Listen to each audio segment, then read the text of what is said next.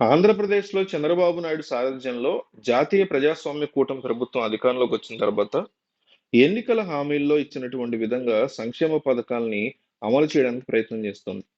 దీనిలో భాగంగా పెంచిన పెన్షన్లతో పాటు అన్నా క్యాంటీన్‌లు ప్రారంభమయ్యాయి. వచ్చే నెల 15వ తేదీ నుంచి మహిళలకు ఆర్టీసీ బస్సుల్లో ఉచిత ప్రయాణాన్ని ప్రారంభించే అవకాశం ఉంది. స్త్రీలకి నెలకి 1500 అందించే పథకం మీద కసరత్తు జరుగుతోంది. మహాశక్తి పథకంలో భాగంగా సంవత్సరానికి ఉచితంగా 3 గ్యాస్ సిలిండర్లు అందిస్తామని ఎన్నికల సమయంలో చంద్రబాబు ప్రకటించారు. దీన్ని త్వరలోనే అమలు చేయబోతున్నారు. ఈ పథకానికి ఎవరు అర్హులు, ఏ పథకాలు కావాలి, పత్రాలు కావాలనే విషయం తెలుసుకుందాం.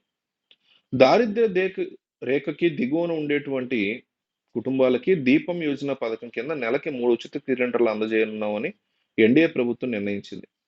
వీటిని పొందాలనుకునేవారు రాష్ట్రవాసులే ఉండాలి. ఇంటికి ఒక్క గ్యాస్ కనెక్షన్ మాత్రమే ఉండాలి. ఒకటి కంటే ఎక్కువ ఉంటే ఈ పథకానికి అనర్హులు. ఆధార్ కార్డుతో లింక్ అయిన ఫోన్ నంబరు, విద్యుత్ బిల్లు, ఎల్‌పీజీ గ్యాస్ కనెక్షన్ పత్రాలు, ఫోటో ప్రూఫ్, చిరునామా ధృవీకరణ పత్రాలు అవసరమవుతాయి.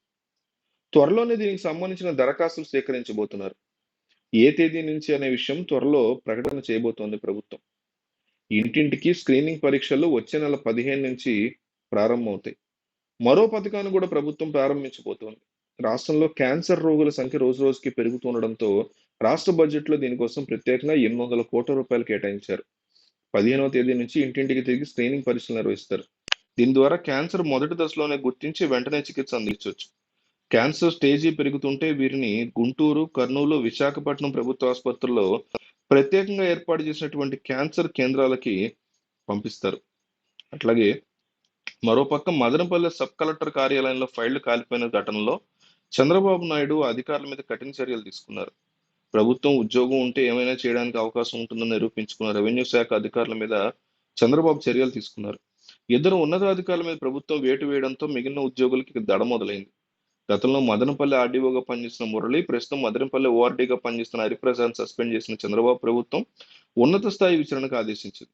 ఆర్డీఓలు హరిప్రసాద్, మురళిని సస్పెండ్ చేసి విచారణకు ఆదేశించామని, ఇద్దరికి మదనపల్లి సబ్ కలెక్టర్ కార్యాలయం ఘటనకు సంబంధం ఉందని ప్రాథమిక విచారణలో వెలుగు చూసిందని చెప్పారు. ఆంధ్రప్రదేశ్ రెవెన్యూ శాఖ ప్రత్యేక ప్రధాన కార్యదర్శి ఆర్‌పి సిసోడియా మీడియాకి ఈ విషయాన్ని తెలియజేశారు. ఆంధ్రప్రదేశ్ రెవెన్యూ శాఖ ప్రత్యేక ప్రధాన కార్యదర్శి ఆర్‌పి సిసోడియా స్వయంగా మదనపల్లి చేరుకుని 3 రోజుల పాటు మదనపల్లి సబ్ కలెక్టర్ కార్యాలయంలో పరిశీలించి విచారణ చేసిన తర్వాత ఇద్దరు ఆర్‌డీఓల మీద వేటు వేయడం రెవెన్యూ శాఖలో కలకలం రేపింది. ఆర్‌డీఓలు మురళి, హరిప్రసాద్‌తో పాటు మదనపల్లి సబ్ కలెక్టర్ కార్యాలయంలో సీనియర్ అసిస్టెంట్‌గా ఉద్యోగం చేస్తున్న గౌతమ్ తేజ అలియాస్ తేజాని కూడా సస్పెండ్ చేసి అతని మీద విచారణ చేపట్టారు. రెవెన్యూ అధికారులు హరిప్రసాద్, మురళి, గౌతమ్ తేజ ముగ్గురు మాజీ మంత్రి పొంగనూరు ఎమ్మెల్యే పెద్దిరెడ్డి రామచంద్రారెడ్డితో పాటు ఆయన కుటుంబం, వారి అనుచరులు, వైసీపీ నాయకులతో సన్నిహిత సంబంధాలు ఉన్నాయని చెప్పారు.